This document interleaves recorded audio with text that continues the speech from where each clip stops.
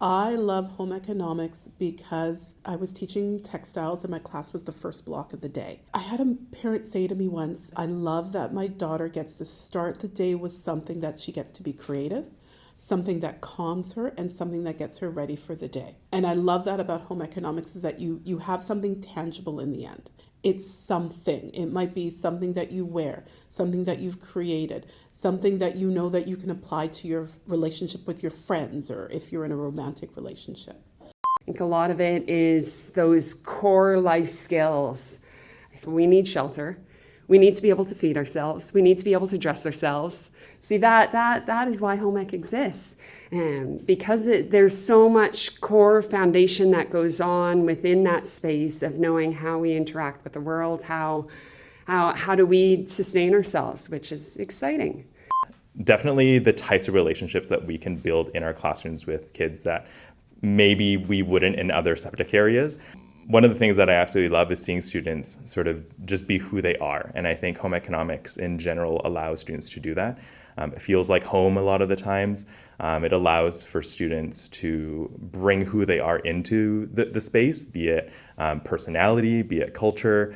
There's a lot of safety, I would say, in home economics.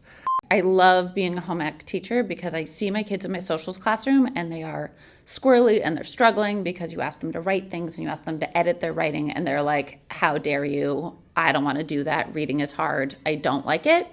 Versus you take them into a home ec room and you say, hey, that seam is real crooked and your butt's going to look weird.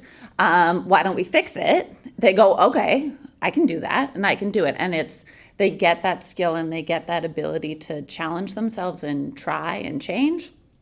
Again, I get to do what I love to do every single day and to learn what I want to do. Pro D for home economists is some of the most fun stuff that you get to do. And you also get to do it with people who are as passionate as you are. And I think that's another big thing for me is the world of home economics in teaching especially has some amazing people who you learn from just being in the room with them.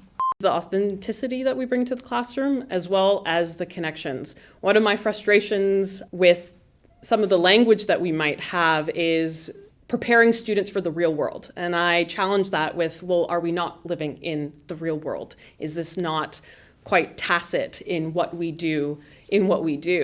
And so my hobbies are essentially home economics. A lot of people say home economics is old-fashioned.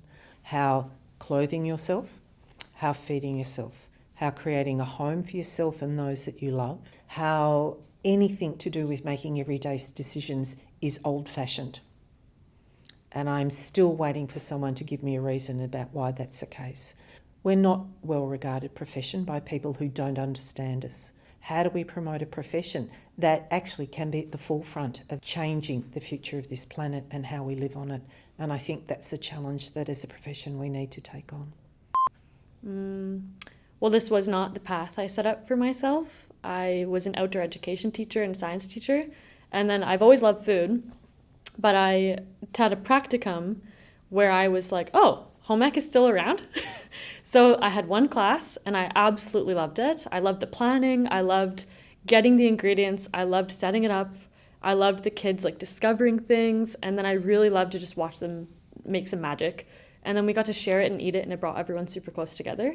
So I applied for my first job in Haida Gwaii after graduating. And I was like, okay, this is what I'm doing for the rest of my life because it just really felt like this is what I'm supposed to be doing.